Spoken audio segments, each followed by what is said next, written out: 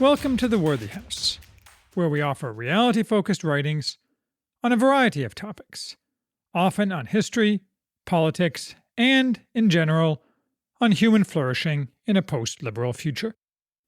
I'm Charles, the maximum leader of The Worthy House, and today we are reviewing Shop Class as Soulcraft, an inquiry into the value of work, by Matthew B. Crawford. This is not a book about how you can make more money as a plumber than by going to law school.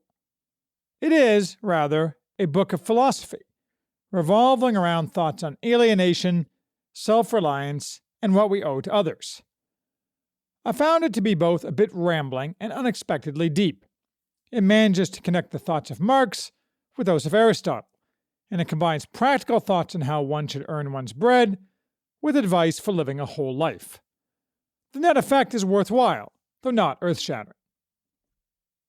The project of the author, Matthew Crawford, is to argue for the value of work that is meaningful because it is genuinely useful. Although the manual trades exemplify centering your life around meaningful work, such work is not confined to someone employed in the manual trades. Anytime we rely on our own efforts with real things and are master of our own stuff, we exemplify self-reliance, which is a form of individual agency and creates meaning.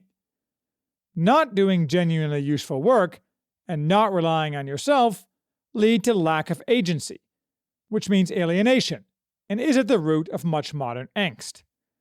And since many, if not most, modern workplaces exemplify both no useful work, or no obviously useful work, and the opposite of self-reliance, it is no wonder that many people find themselves unfulfilled, lost in a dark wood, as it were. A fair bit of this book is autobiography, and Crawford has had an interesting path. He was raised for some years in a commune and started work early as an electrician, while also developing an interest in motor engines. Then he detoured into getting a PhD in philosophy from the University of Chicago, declined an academic career, did some unfulfilling think tank work, and now primarily works as a motorcycle mechanic. I found Crawford's background and his ideas particularly resonant, because his career path has some similarities to mine, though only in the generalities. As I outline in more detail in my review of Joan Williams's White Working Class, I went from being a corporate lawyer at a giant law firm to being a Finnish carpenter, and from there to owning and operating a light industrial business, which has been extremely successful, such that I am now left with money and time. With that time, I am, among other things, taking up metalworking, lathes, mills, and so forth. Therefore, I understand and agree with some of Crawford's points more viscerally than I might if, say, I had only ever been a lawyer. Crawford starts simply, discussing the relatively narrow subject of shop class, or, more broadly, the useful arts. Shop class is dying, or being killed, of course, and Crawford thinks that is a tragedy. Manual work is psychically satisfying. It is also often cognitively demanding, more so than, say, management consulting, because it can't be reduced to abstract rules that can be mechanically and universally applied to all situations. Accumulated knowledge of reality, wisdom, is what makes a manual craftsman good at his work. Crawford grants that not all manual labor is true craft, but uses the terms mostly interchangeably, while adding a few snarky words about people who are overly hung up on curly maple or Japanese swords. Moreover, manual work has a social element frequently missing in office work. The craftsman is embedded in a larger set of communities, including other workers, customers, other small business people, and so forth. And, aside from these benefits, manual work, the majority of which that still remains can't be outsourced, is simply often today a better economic bet than much professional managerial work. Unfortunately, too often manual work is looked down on, and in fact much manual work was, beginning in the early 20th century, robbed of its satisfactions by attempts to abstract its performance from the material at hand.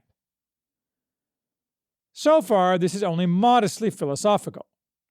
Next, Crawford draws the history of how, in the early 20th century, those in charge of business made concerted efforts to separate thinking from doing, thereby severing much of the psychic, cognitive, and social benefits of manual work from the worker himself. Crawford does not deny this may be efficient in the sense of maximizing output, but it degrades the worker and the workforce, and is ultimately deleterious to society on all levels. Taylorism comes in for a good deal of criticism, Marx for some limited praise. As Crawford points out, Taylorism is less about time than it is about cost, that is, paying the laborer the least possible per unit of output by reducing reliance on skilled workers.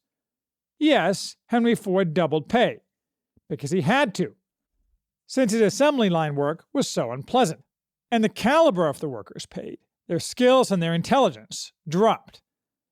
Today, the same process occurs among wide swaths of white-collar workers.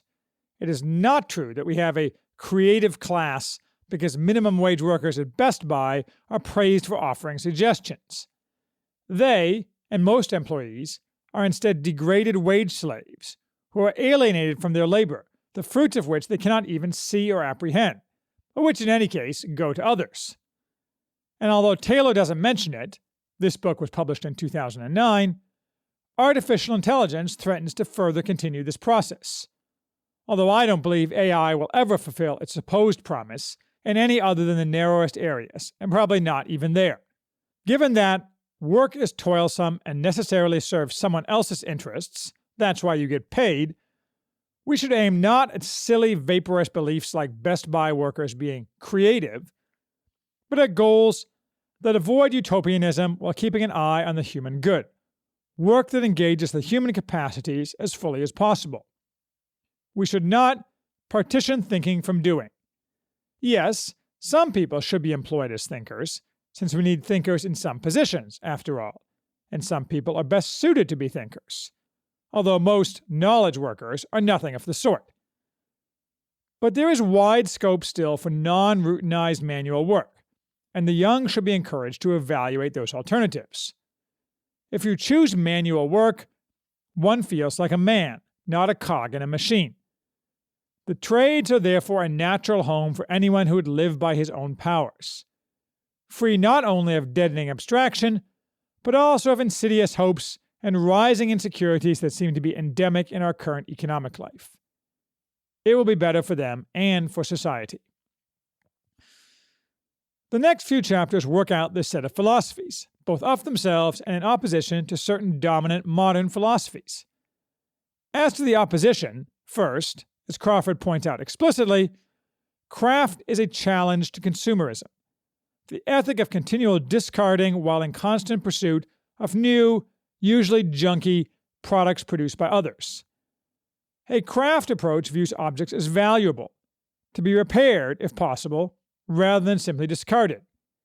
And the craftsman creates objects as best he can for their own sake, and his own sake with an eye to permanence, which creates real self-esteem for the craftsman, not the fake self-esteem offered to students today. Second, and related, craft is focused on the pursuit of excellence. Talent, experience, and skill are objectively measurable in their results, and they mean that some people are better at what they do than others. The lover of excellence is prone to being drawn out of himself, in a way that the universalist egalitarian is not. Along the same lines, craft requires judgment in its exercise, and the necessity of such judgment calls forth human excellence. In addition to opposing consumerism and exalting excellence, the manual arts also oppose the modern tendencies toward unreality and autonomic individualism. Craft pays homage to reality and to an understanding of the world as it is, and rejects artificiality and ideological distortions of the world. What it means to be a good mechanic is that you have a keen sense that you answer to something that is the opposite of personal or idiosyncratic, something universal. There is an underlying fact. A sheared-off pin has blocked an oil gallery, resulting in starvation to the head and excessive heat, causing the seizures. This is the truth, and it is the same for everyone. This is certainly true, but today, when reality is not fashionable and the existence of excellence, much less its importance as a goal, is denied, you can see how manual labor is necessarily subversive of modernity, even reactionary from its very nature, which is probably one reason why it is denigrated by our ruling classes. Fourth, the manual arts are inherently opposed to autonomic individualism, and to a belief that what matters is emancipation from limits. Engines and metal have limits that are real. They do not care who you are, and you must bend to their rules. At the same time, though, Crawford emphasizes self-reliance, which seems on the surface to be linked to increasing autonomy. We must each be master of our own stuff if we are to have agency. Cars that lack dipsticks and computer interfaces meant to be intuitive, that is, to prevent any thought on the part of the user, make us dependent rather than self-reliant. Yes, there can be countervailing benefits, but we tend to exaggerate those and gloss over the costs. Here Crawford notes a subtle and important point. We may be less self-reliant by not being masters of our own stuff, but we get in return more autonomy, the ability to use our tools for precisely the purposes we choose, unfettered by having to deal with the reality of those tools.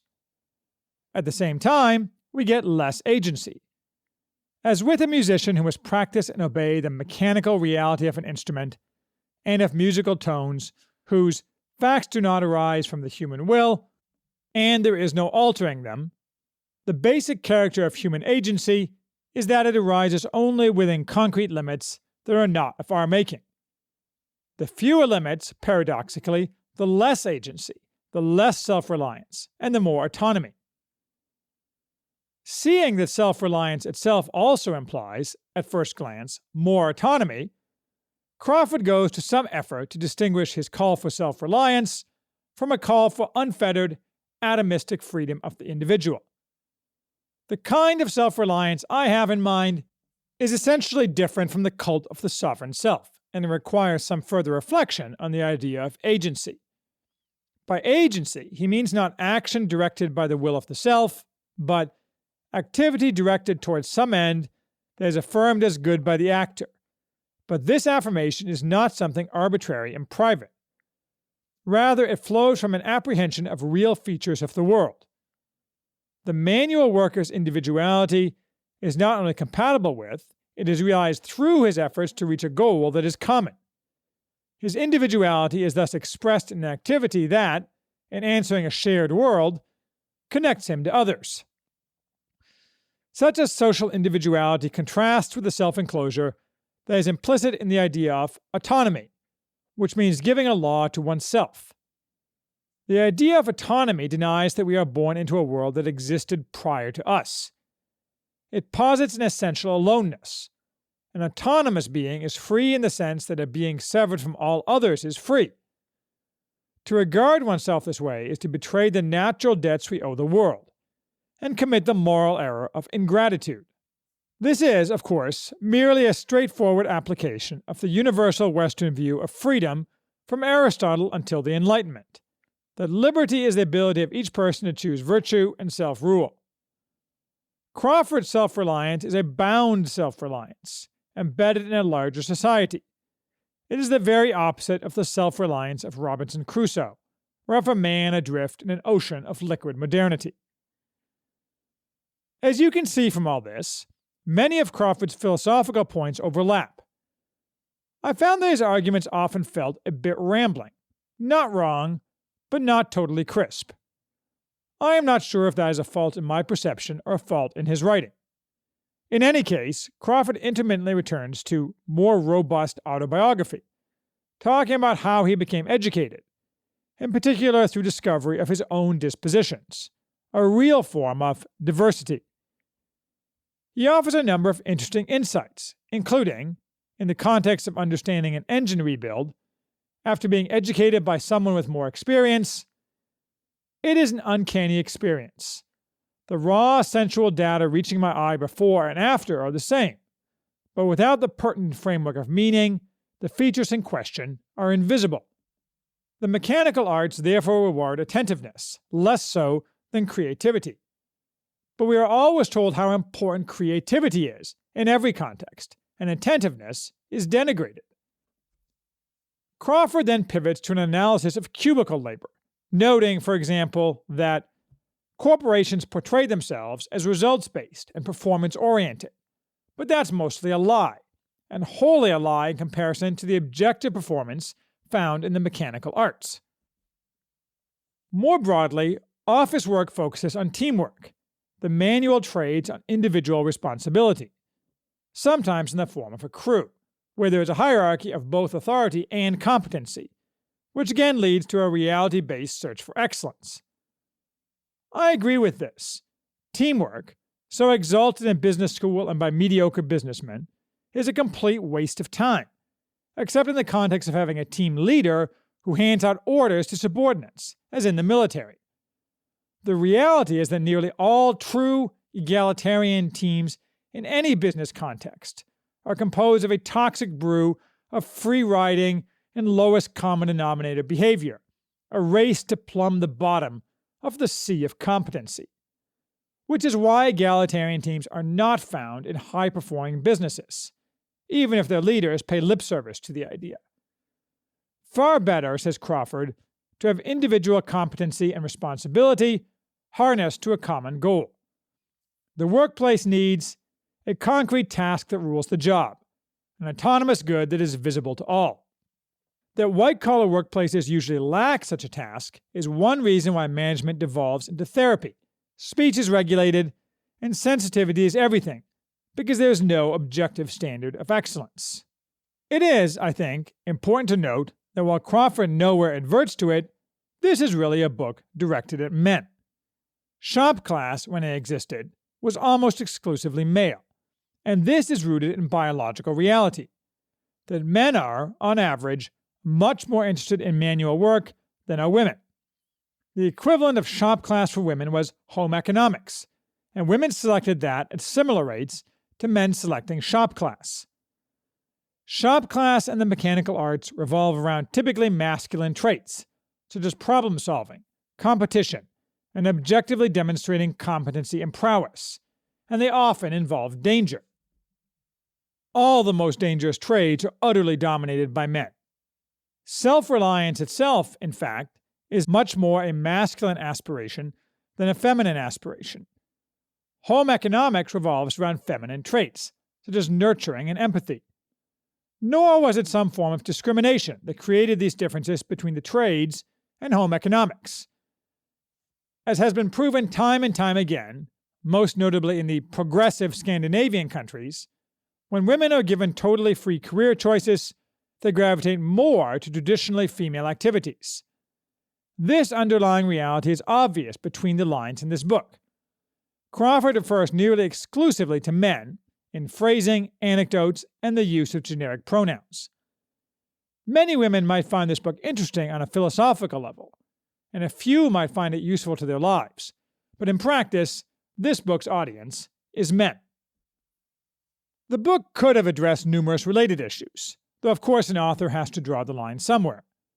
For example, Crawford mostly ignores issues such as class, which to some people would loom as the most important matter relating to the manual arts. He does not much address the simple dignity of manual craft labor, as opposed to the false dignity exalted recently by our Supreme Court and our other moral betters.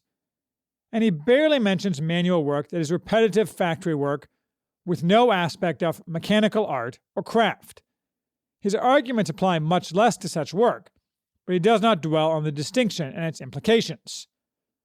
Certainly, line workers in my own factory, who start at $13 an hour, considered a good starting wage for unskilled labor, may experience less alienation than an office worker, but they also don't experience the same psychic and social benefits, or self-reliance and agency, that a motorcycle mechanic does.